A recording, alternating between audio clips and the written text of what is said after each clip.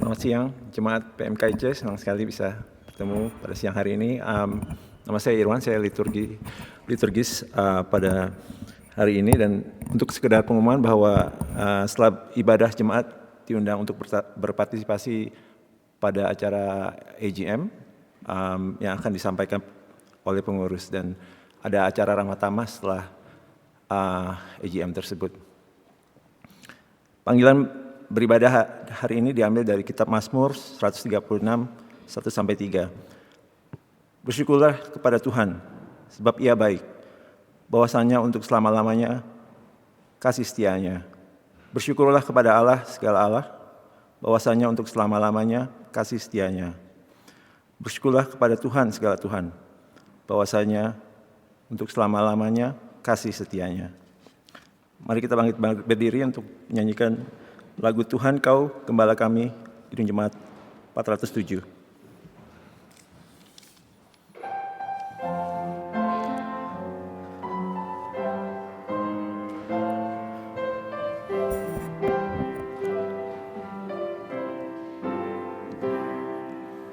Tuhan Kau Gembala kami, tuntun kami domba-Mu. Berilah kami menikmati hikmat pengorbanan-Mu. Tuhan Yesus, Juru Selamat, kami ingin milik-Mu. Tuhan Yesus, Juru Selamat, kami ingin milik-Mu.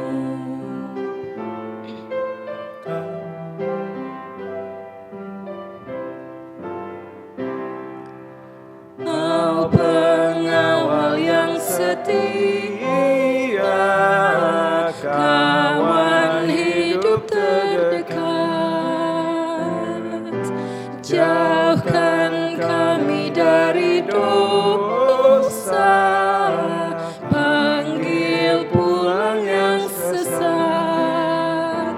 Tuhan Yesus, Juru Selamat, kami mohon beri berkat.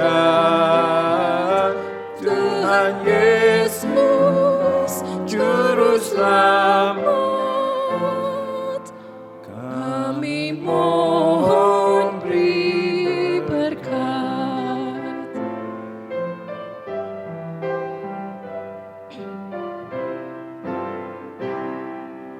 Janji-Mu Kau terima kami, walau hina bercela. Yang berdosa Kau sucikan, Kau bebaskan yang lemah. Tuhan Yesus, Juru Selamat, kini kami berserah. Tuhan Yesus, Juru Selamat, kini kami berserah. Persilakan duduk.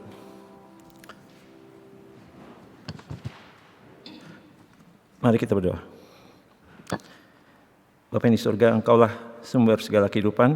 Terima kasih atas kesempatan yang Engkau berikan pada kami pada siang hari ini untuk berkumpul, mendengar firman-Mu dan menyembah-Mu. Kiranya Engkau beserta kami pada hari ini, dalam ibadah ini. Kami menyerahkan segala pada ibadah ini, sehingga semuanya dapat memberikan kemuliaan untuk-Mu ya Bapa. Kami minta kiranya Engkau memberkati Yosef yang akan memberikan khotbah pada hari ini. Kami juga meminta kiranya Engkau mengampuni dosa-dosa kami yang kami lakukan pada minggu yang lalu. Kiranya Engkau merubah hati kami hari demi hari, sehingga hidup kami dapat diperbaharui sesuai dengan firman-Mu. Dan Roh Kudus kiranya menuntun kami selalu dimanapun kami berada. Kami menyerahkan segalanya ke dalam tangan-Mu, dalam nama Tuhan Yesus. Kami berdoa. Amin. Kita akan kembali menyanyikan lagu Meski Tak Layak Diriku dari Kidung Jemaat 27. Jemaat dipersilakan berdiri.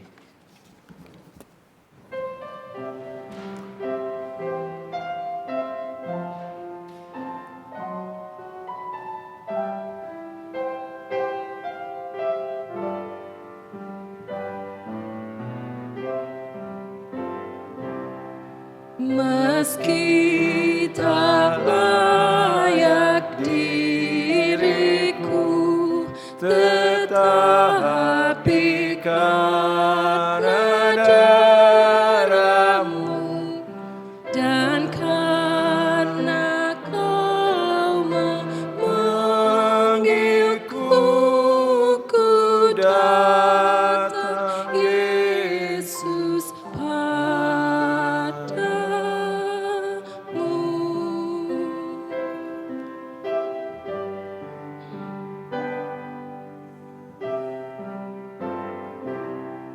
sebagaimana adanya jiwaku sungguh bercela, darah-Mu lah pembasuhnya, ku datang Tuhan padamu.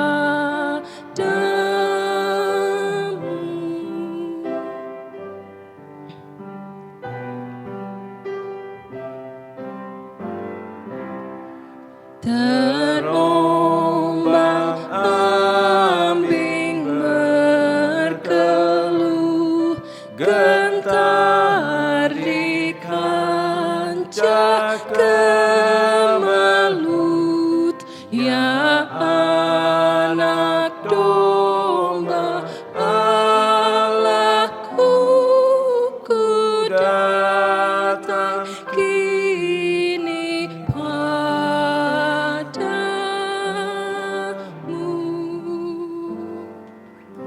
Silakan duduk. Saya mengundang Bung Justi untuk membacakan Alkitab dari Matius 16:13 ayat 13 sampai 16.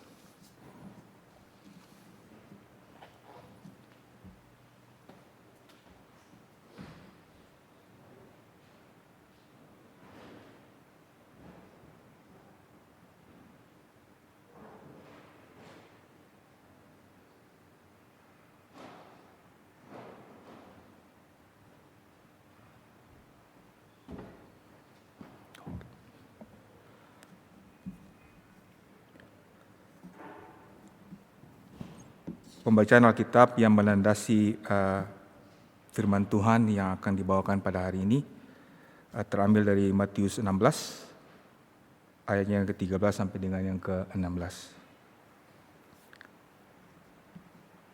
yang diberi judul Pengakuan Petrus. Setelah Yesus tiba di daerah Kaisarea Filipi, ia bertanya kepada murid-muridnya, "Kata orang, siapakah Anak Manusia itu?"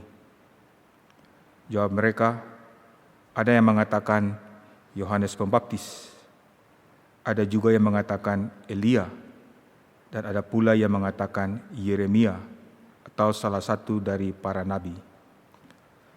Lalu Yesus bertanya kepada mereka, "Tetapi apa katamu, siapakah aku ini?" Maka jawab Simon Petrus, "Engkau adalah Mesias, Anak Allah yang hidup." Demikianlah firman Tuhan.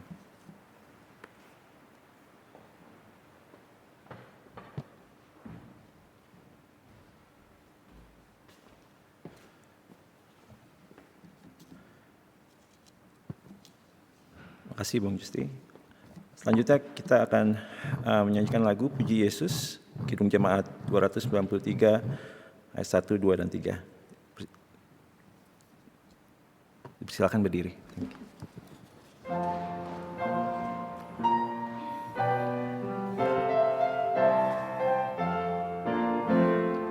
Puji Yesus, pujilah Juru Selamat, langit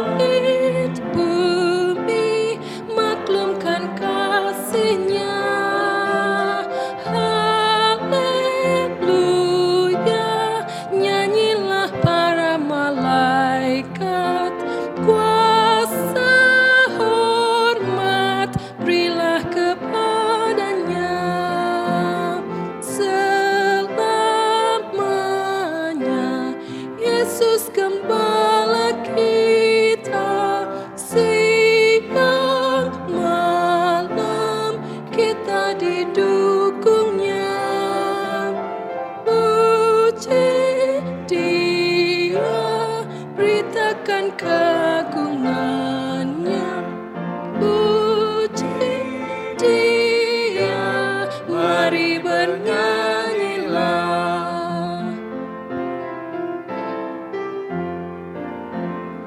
Puji Yesus, pujilah Juru Selamat. Pada salib dosa dihapusnya. Gunung batu dan pengharapan abadi dinyatakan di Bukit Golgota. Haleluya, hilanglah duka cita oleh kuasa kasih setianya. Puji Dia, beritakan keagungannya. Puji Dia, mari bernyanyilah. Puji Yesus, pujilah Juru Selamat. Hosiana, soraknya bergema. Kerajaannya untuk selama-lamanya.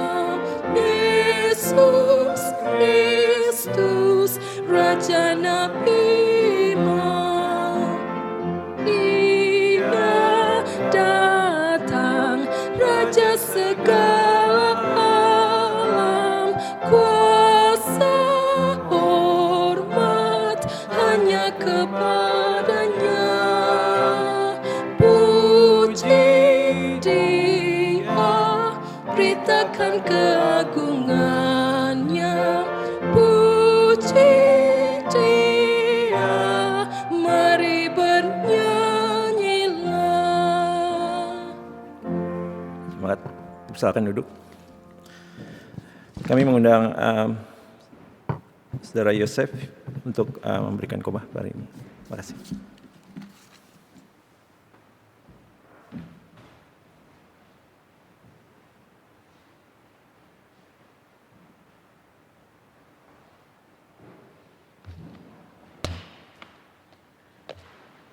Selamat siang semuanya.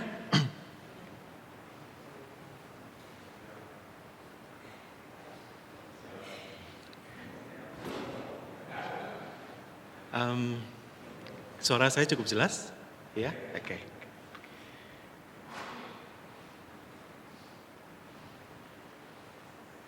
Suatu hari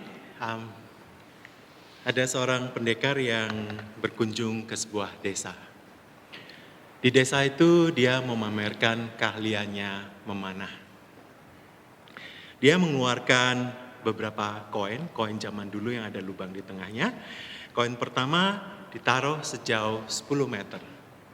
Kemudian dia menarik tali busur panahnya dan melepaskan anak panahnya. Dan anak panahnya bisa mengenai koin itu tepat di tengah lubang koin itu. Lalu koin berikutnya ditaruh sejauh 20 meter. Sekali lagi dia menarik tali busur panahnya dan anak panahnya melesat dan mengenai koin itu tepat di tengah lubangnya. Lalu dia meminta salah seorang penonton untuk melemparkan koin ketiga ke udara. Saat koin berada di udara, dia segera menarik tali busur panahnya dan anak panahnya melesat dan mengenai koin itu tepat di tengah lubangnya saat masih di udara. Semua orang yang menyaksikan pertunjukan itu kagum luar biasa dan tepuk tangan. Pendekar itu bangga sekali. Tapi tiba-tiba dia melihat ada seorang tua di antara penonton yang tidak tepuk tangan dan juga tidak terlihat bangga. Lalu dia memanggil kakek itu. Kakek, sini.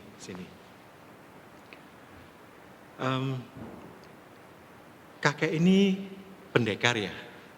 Oh tidak. Saya ini cuma penjual minyak yang miskin. Oh gitu. Lalu kok kakek nggak tepuk tangan ya? Semua orang tepuk tangan tapi kakek tidak tepuk tangan. Apa jangan-jangan kakek ini juga jago memanah? Kakek mau menantang aku? Tidak, saya tidak bisa memanah. Kalau begitu berarti kakek merendahkan aku. Tidak, saya tidak merendahkanmu.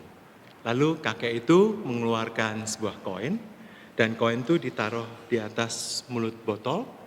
Lalu kakek itu mengambil centong, dan dia mengambil minyak dari bejana, kemudian menuangkan minyak ke dalam botol melalui lubang di tengah koin itu. Tidak ada minyak yang tertumpah atau mengenai permukaan koin itu. Si pendekar melihat keahlian si kakek terdiam. Lalu si kakek bilang, lihat, semua ini cuma latihan, tidak ada yang perlu disombongkan.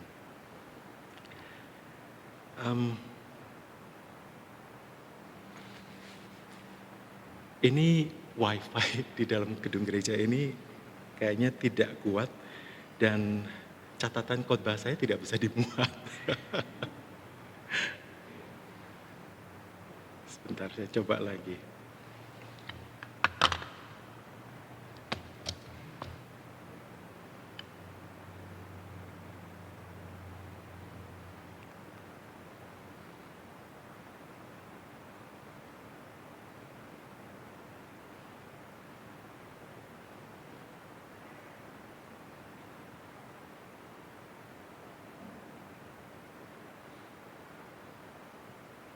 Oke, sudah jalan.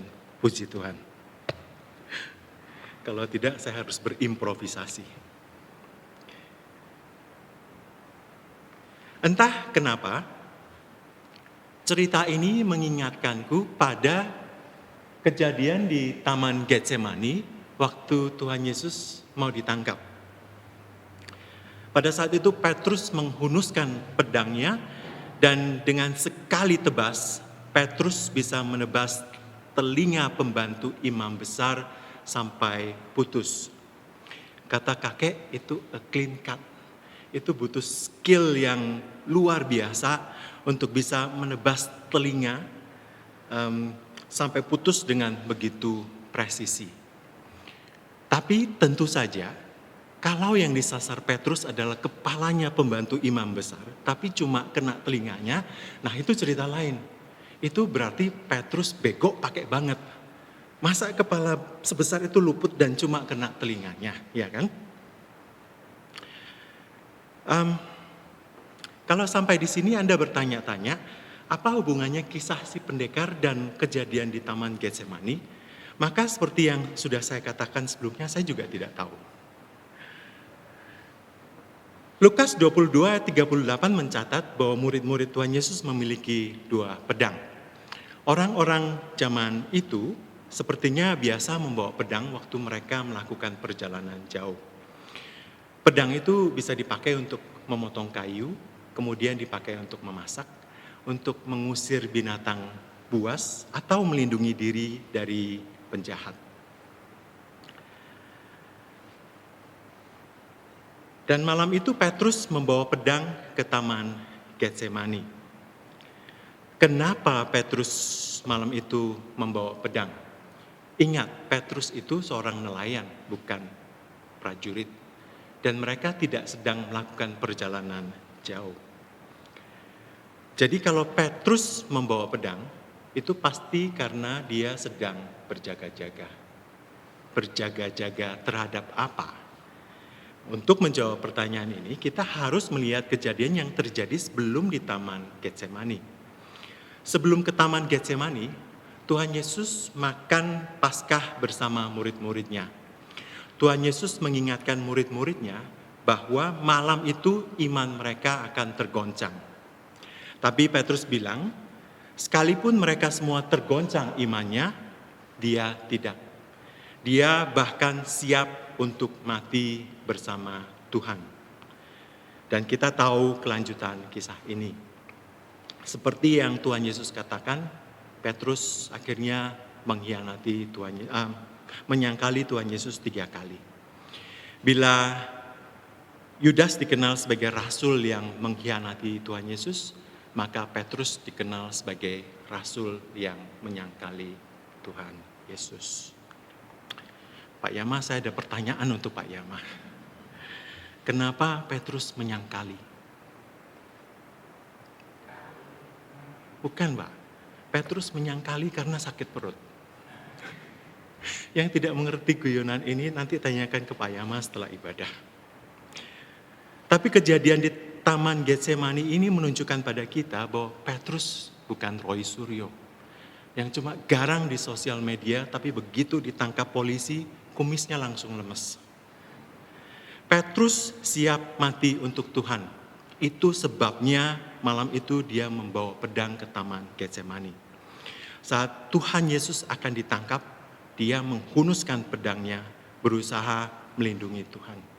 Dia membuktikan ucapannya. Tetapi apa yang terjadi? Reaksi Tuhan Yesus malam itu ternyata di luar dugaan Petrus. Tuhan tidak melakukan apa-apa. Dia menyerahkan dirinya untuk ditangkap. Ini aneh. Ini bukan Tuhan Yesus yang Petrus tahu. Biasanya Tuhan Yesus selalu in control. Tidak ada makanan, enggak masalah. Tuhan bisa membuat mujizat. Dari 5 roti dan 2 ikan, dia bisa mengenyangkan 5.000 orang lebih. Di tengah badai, kapal hampir tenggelam, tidak masalah. Tuhan sanggup menenangkan badai. Dikepung oleh orang-orang yang ingin membunuh mereka, juga tidak masalah. Tuhan bisa membuat semua orang beku, kemudian menyelinap pergi. Tetapi malam itu reaksi Tuhan Yesus lain. Waktu Petrus berusaha melindungi Tuhan Yesus bilang, sarungkan pedangmu. Terus dia menyerahkan dirinya untuk ditangkap oleh orang-orang itu. Itu sebabnya setelah Tuhan ditangkap, Petrus mengikuti dari jauh. Karena dia masih berharap Tuhan akan membuat mujizat. Mungkin tiba-tiba orang yang menangkap Tuhan Yesus pingsan semua. Lalu Tuhan berjalan keluar dan mereka akan melanjutkan pekerjaan Tuhan bersama-sama.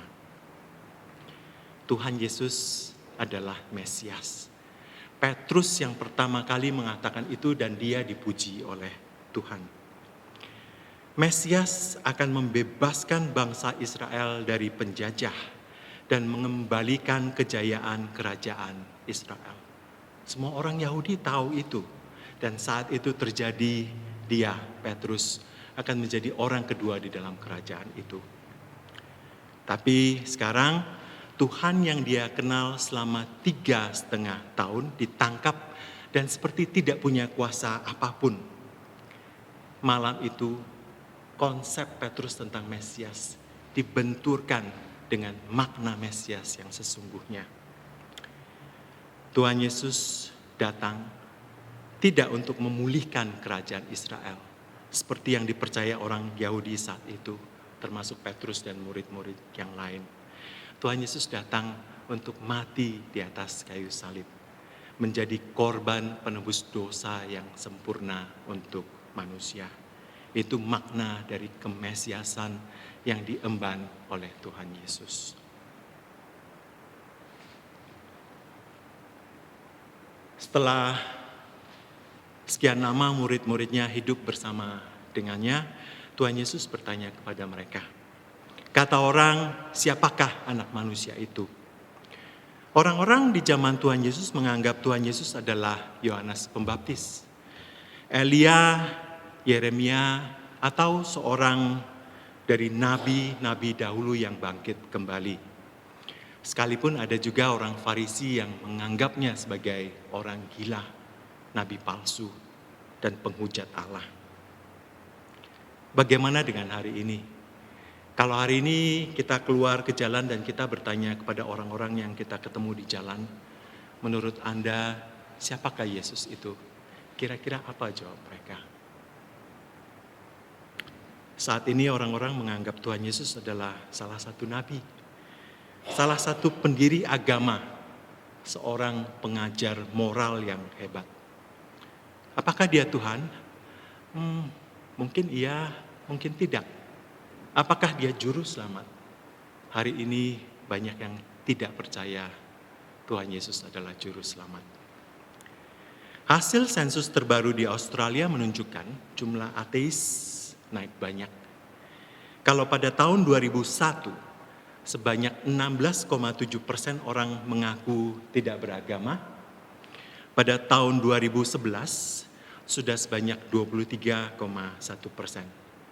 Dan hasil sensus yang paling terakhir tahun 2021, sebanyak 38,9% mengaku tidak beragama. Sementara yang mengaku Kristen pada tahun 2011 ada sebanyak 61,1%, dan pada tahun 2021 sudah turun di bawah 50%, atau tepatnya 43,9%.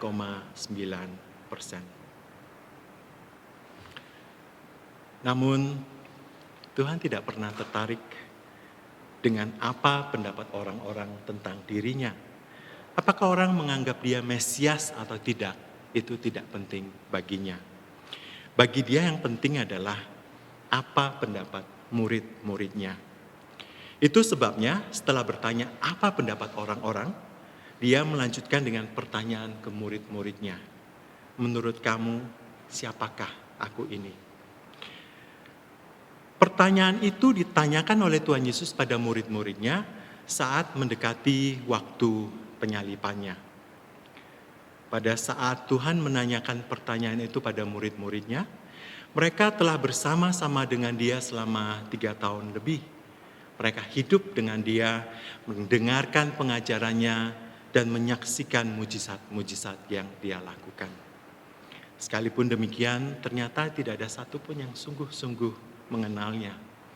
Bahkan Petrus yang mendeklarasikan Tuhan sebagai Mesias pun dia tidak sungguh-sungguh mengerti makna kalimat itu. Berapa lama kita telah menjadi orang Kristen?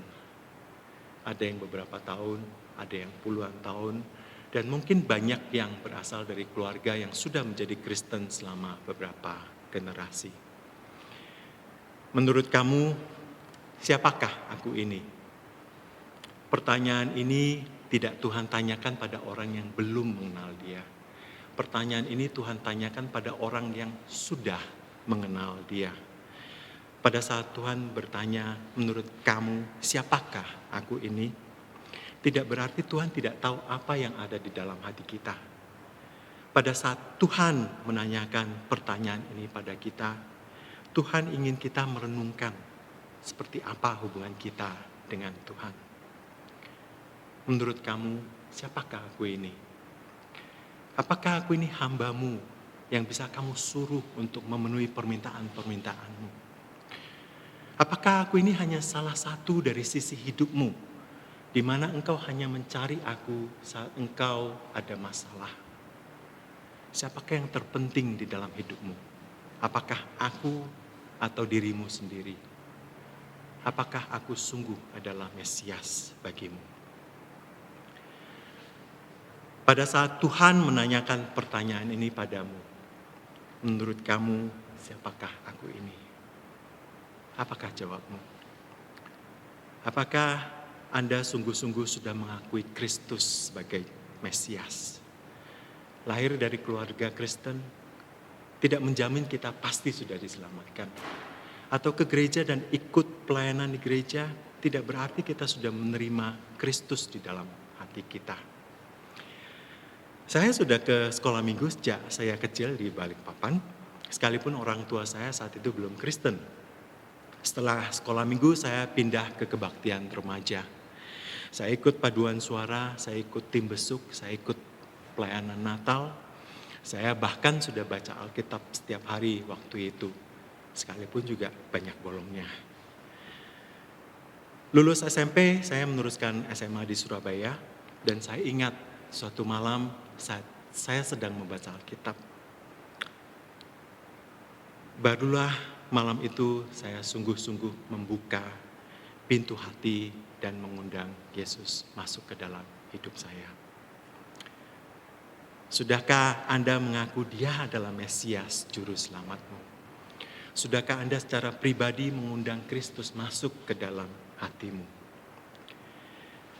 Bila kita mengaku Dia adalah Mesias, sudahkah kita memperlakukan Dia sebagai Mesias dalam hidup kita?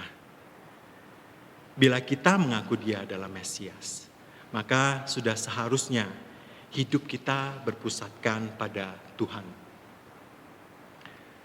Galatia 2:20 menjelaskan makna hidup yang berpusatkan pada Kristus. Namun aku hidup, tetapi bukan lagi aku sendiri yang hidup, melainkan Kristus yang hidup di dalam aku. Dan hidupku yang kuhidupi sekarang di dalam daging adalah hidup oleh iman dalam Anak Allah yang telah mengasihi aku dan menyerahkan dirinya untuk aku. Hidup yang berpusat pada Kristus tidak sama dengan hidup yang berpusatkan pada ritual agama. Banyak ahli Taurat dan para Farisi di zaman Tuhan Yesus yang menjalankan hukum Taurat Musa dengan sangat ketat dan detail. Tetapi Tuhan Yesus justru mengecam mereka. Karena mereka menekankan pada peraturan dan melupakan esensi yang paling utama, yaitu kasih. Ada orang yang rajin ke gereja, rajin membaca Alkitab, rajin memberikan persembahan karena mereka ingin diberkati oleh Tuhan. Ada orang yang tidak melakukan dosa karena mereka takut dihukum oleh Tuhan. Orang-orang ini belum menjadikan Tuhan sebagai pusat hidupnya, tetapi dirinya sendiri.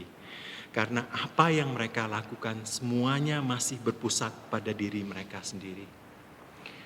Orang yang menjadikan Tuhan sebagai pusat hidupnya, mereka ke gereja, mereka rajin membaca Alkitab dan memberi persembahan, bukan karena mereka ingin semakin diberkati Tuhan.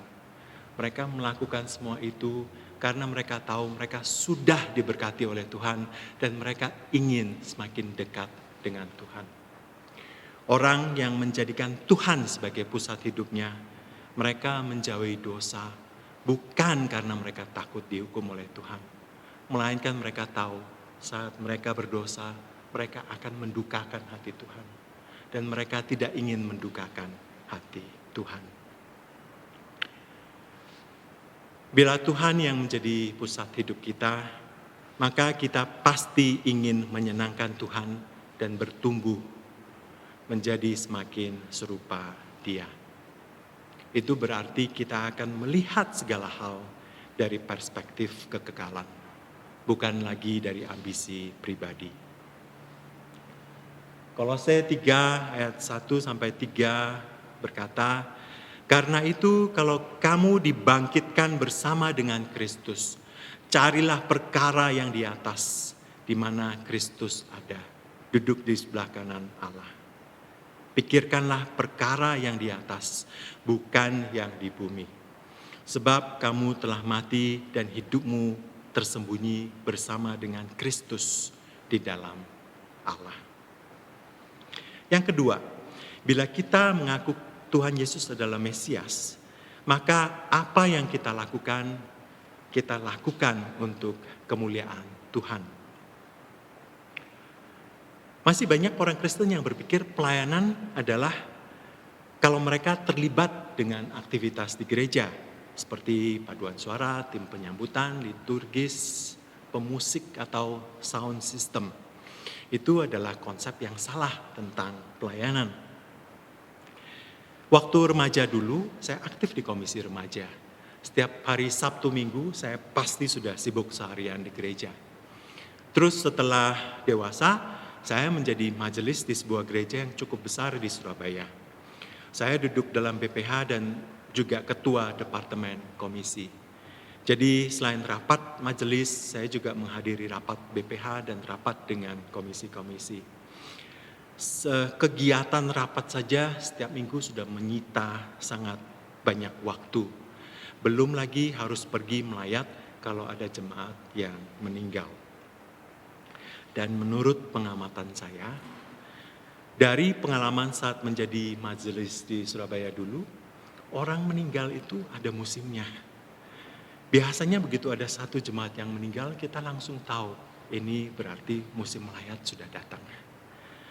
Kalau sudah musim melayat, saya bisa pergi melayat hampir setiap malam selama beberapa minggu. Kadang bisa melayat ke 2 sampai 3 tempat sekaligus dalam satu malam. Untungnya biasanya mereka disemayamkan di kompleks yang sama. Jadi gampang melayatnya. Cuma berpindah tempat duduk dari ruang satu ke ruang yang lain. Nah, waktu pertama kali pindah ke Australia, saya sempat bingung. Karena waktu di Surabaya biasanya ke gereja itu 1 minggu bisa beberapa kali. Waktu di Australia cuma hari Minggu saja. Terus melayat, kalau di Australia dalam 1 tahun belum tentu sekali.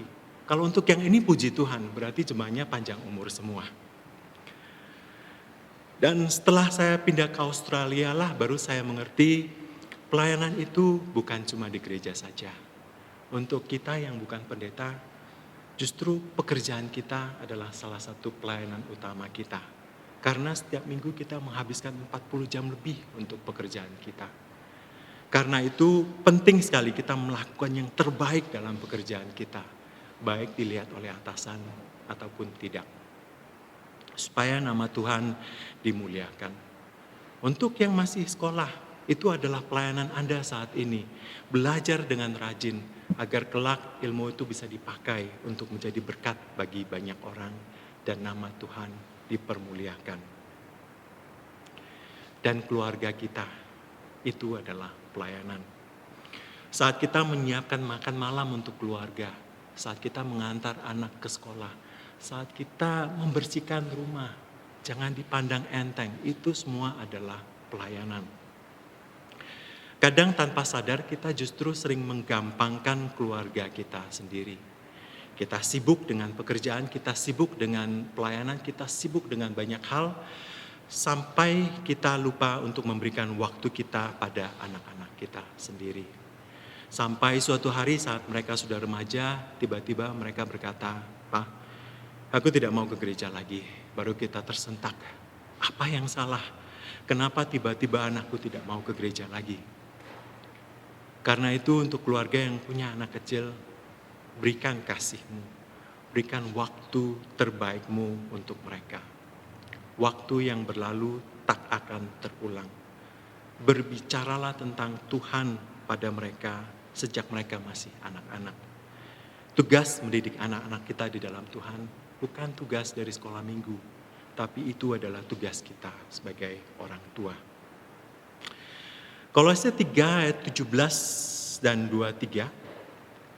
Dan segala sesuatu yang kamu lakukan dengan perkataan atau perbuatan, lakukanlah semuanya itu di dalam nama Tuhan Yesus. Sambil mengucap syukur oleh Dia kepada Allah Bapa kita. Apapun juga yang kamu perbuat, perbuatlah dengan segenap hatimu seperti untuk Tuhan dan bukan untuk manusia. Yang ketiga, bila kita mengaku Tuhan Yesus adalah Mesias, maka sudah seharusnya firman-Nya menjadi landasan hidup kita. Kalau kita ingin hidup kita berlandaskan pada firman Tuhan, maka hal pertama yang harus kita lakukan adalah membaca firman Tuhan. Mendengarkan firman Tuhan seminggu sekali itu baik, tapi tidak cukup. Ibarat badan kita perlu makan setiap hari, maka rohani kita juga perlu diberi makan setiap hari. Kita perlu meluangkan waktu setiap hari untuk berdoa, membaca, dan merenungkan firman Tuhan. Tuhan menjanjikan Roh Kudus untuk menuntun kita hidup berdasarkan firman-Nya. Namun juga harus ada inisiatif dari diri kita sendiri untuk berusaha berjalan berdasarkan firman-Nya. Suatu malam ada seseorang bermimpi dia melihat dua anjing, hitam dan putih. Kedua anjing ini bertarung. Kadang anjing hitam menang, kadang anjing putih menang. Dia kemudian menemukan yang mana yang menang tergantung yang mana yang diberi makan. Kalau anjing hitam yang diberi makan, maka anjing hitam menang. Kalau anjing putih yang diberi makan, maka anjing putih yang menang. Ilustrasi ini menggambarkan peperangan antara daging dan roh di dalam diri kita. Mana yang kita kasih makan? Kalau kita rajin saat teduh, berarti kita memberi makan roh kita. Sebaliknya, kalau kita malah saat teduh, maka daging kita yang mendapat makanan. Hidup ini adalah peperangan rohani. Tuhan Yesus berkata, berjaga-jagalah dan berdoalah supaya kamu jangan jatuh ke dalam pencobaan. Roh memang penurut, tetapi daging lemah. Itu sebabnya kita perlu berdoa dan membaca firman Tuhan setiap hari. Dan dengan pertolongan Roh Kudus, kita dapat menjadikan firman-Nya sebagai landasan hidup kita. Sebagai penutup, kembali ke pertanyaan Tuhan. Menurut kamu, siapakah aku ini? Pada saat Tuhan menanyakan pertanyaan ini secara pribadi kepada Anda, apakah jawabmu? Sudahkah Anda secara pribadi mengaku dengan mulutmu bahwa Yesus adalah Tuhan dan percaya bahwa Dia telah mati untuk dosa-dosamu di atas kayu salib dan bahwa Allah telah membangkitkan Dia dari antara orang mati? Roma 10 ayat 9 berkata, sebab jika kamu mengaku dengan mulutmu bahwa Yesus adalah Tuhan dan percaya dalam hatimu bahwa Allah telah membangkitkan Dia dari antara orang mati, maka kamu akan diselamatkan. Dan bila Anda sudah mengaku Dia adalah Mesias Juru Selamatmu, sudahkah Anda menjadikan Dia sebagai pusat hidupmu? Mari kita berdoa.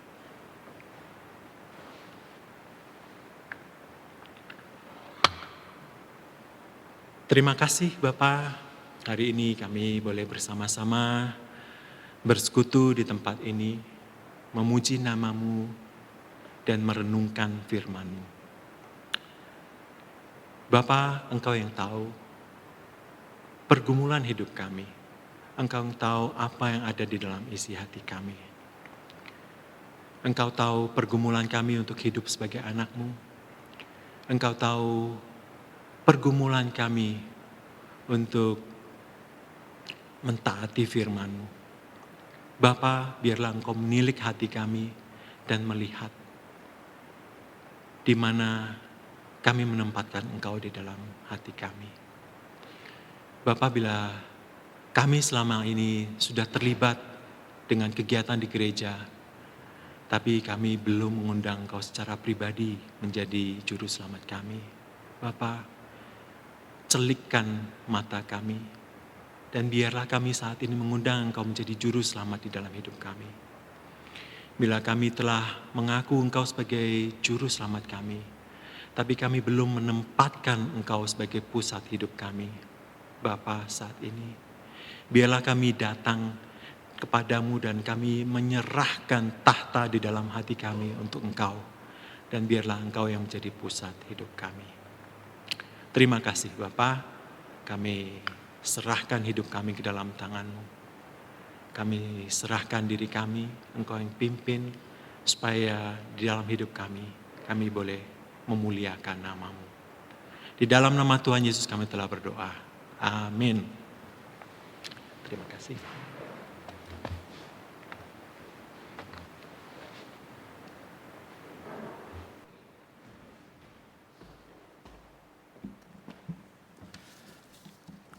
Terima kasih Yosef, very encouraging message.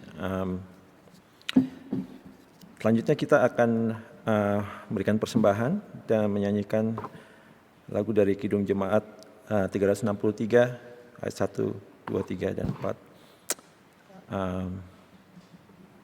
4. Jemaat Yesus, silakan duduk.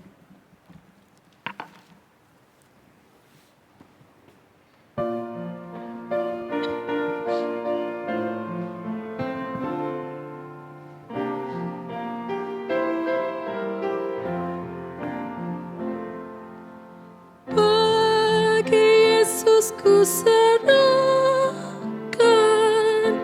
hidupku seluruhnya, hati dan perbuatanku pun waktuku miliknya. Bagi Yesus semuanya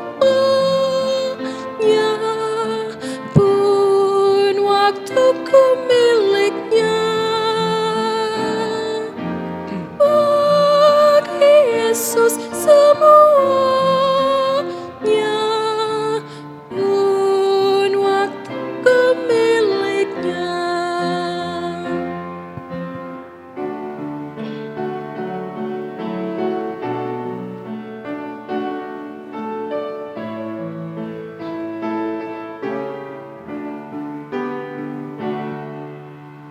Tanganku kerja baginya, kakiku mengikutnya, mataku memandang Yesus, yang ku puji Dialah. Bagi Yesus semuanya, yang ku puji Dialah. Bagi Yesus semuanya, yang ku puji Dialah. Ya, sejak ku pandang Yesus, ku tinggalkan dosaku. Pada Dia ku terpaut, Dia juru selamatku. Bagi Yesus semuanya, Dia juru selamatku. Bagi Yesus semuanya, Dia juru selamatku. Oh, betapa mengagumkan Maharaja semesta, mau memanggilku sahabat, aku dilindunginya. Bagi Yesus semuanya, aku dilindunginya. Bagi Yesus semuanya, aku dilindunginya.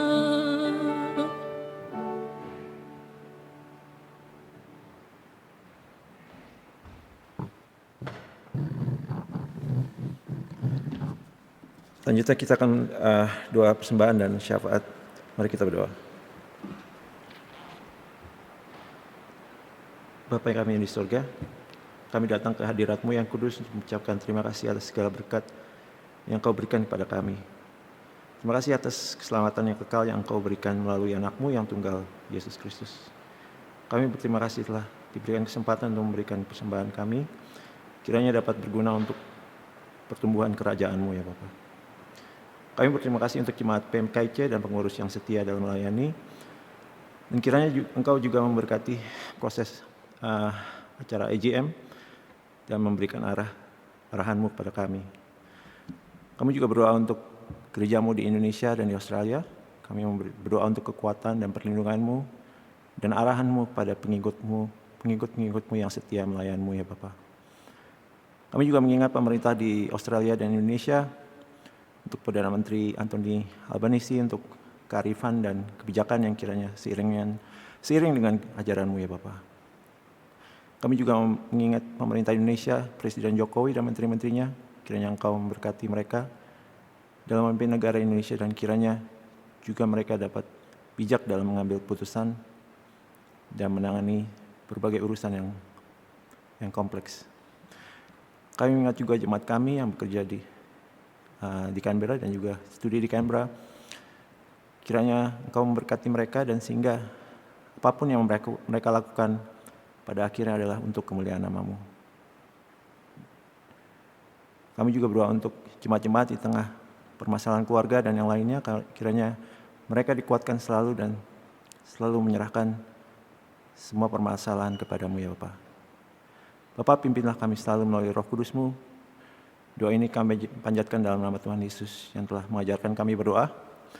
Bapa kami yang di sorga, dikuduskanlah nama-Mu, datanglah kerajaan-Mu, jadilah kehendak-Mu di bumi seperti di sorga. Berikan kami pada hari ini makanan kami yang secukupnya, dan ampuni kami kesalahan kami, seperti kami juga mengenai orang yang bersalah pada kami. Dan jangan bawa kami dalam cobaan, bebaskanlah kami dari jahat. Karena Engkau yang punya kerajaan dan kuasa dan kemuliaan sampai selama-lamanya. Amin. Dan sebagai lagu penutup kita akan menyanyikan lagu dari Kidung Jemaat 100, Muliakanlah, ayat 1, 2, dan 3.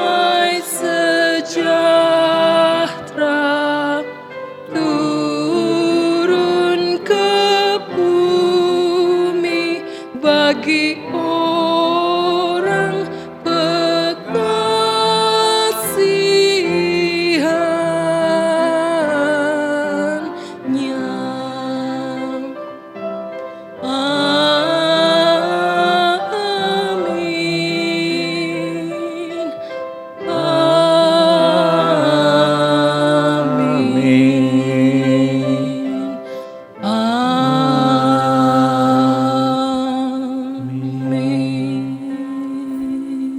Jemaat tetap berdiri. Kami mengundang Yosef untuk doa penutup dan berkat.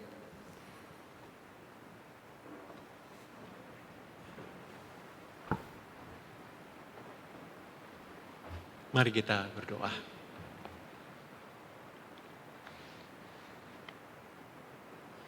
Tuhan, terima kasih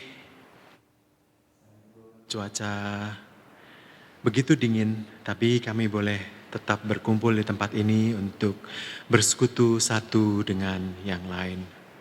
Terima kasih kami boleh bersama-sama memuji nama-Mu dan mendengarkan firman-Mu. Mohon Engkau yang bersama-sama dengan kami di dalam kehidupan kami. Bantu kami Tuhan di dalam kehidupan kami boleh terus mengutamakan Engkau, menempatkan Engkau sebagai pusat hidup kami, dan pakai kami di dalam pekerjaan-Mu untuk memuliakan nama-Mu. Terima kasih Tuhan. Maka Allah damai sejahtera yang oleh darah perjanjian yang kekal telah membawa kembali dari antara orang mati Gembala Agung segala domba, yaitu Yesus Tuhan kita. Kiranya memperlengkapi kita dengan segala yang baik untuk melakukan kehendak-Nya dan mengerjakan di dalam kita apa yang berkenan kepadanya oleh Yesus Kristus. Bagi Dialah kemuliaan sampai selama-lamanya. Amin. Silakan duduk.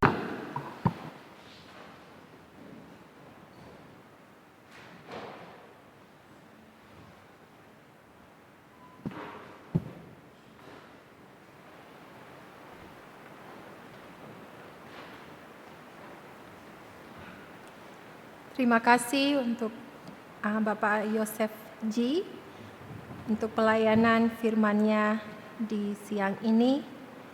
Tuhan Yesus memberkati Bapak Yosef G bersama keluarga dalam semua tugas pekerjaan dan pelayanan. Selanjutnya kami mengucapkan selamat datang kepada Bapak Ibu, saudara-saudari yang baru pertama kali hadir dalam persekutuan kami. Sepertinya tidak ada yang baru. Ya, wajah-wajah lama. Untuk update keuangan kita bisa dibaca di slide. Untuk pemasukan bulan lalu sebesar $368.83 dan saldo per 31 Juli 2022 kita punya bearing interest sekitar $2,9 ribu dan cash reserve kita pasti nilainya $10.782. Terima kasih untuk pemberian jemaat. Dan Tuhan memberkati pekerjaan pelayanan kita dengan finansial yang saat ini diberkati oleh Tuhan. Selanjutnya kita akan masuk dalam annual general meeting atau AGM. Di dalam AGM ini akan disampaikan laporan tahunan. Kemudian ada suksesi pergantian pengurus dari pengurus yang lama ke pengurus yang baru. Dan ada beberapa amandemen yang nantinya disampaikan juga dalam AGM ini. Untuk itu saya persilakan Bung Yusti sebagai Ketua PMKC periode ini untuk memimpin kita dalam AGM.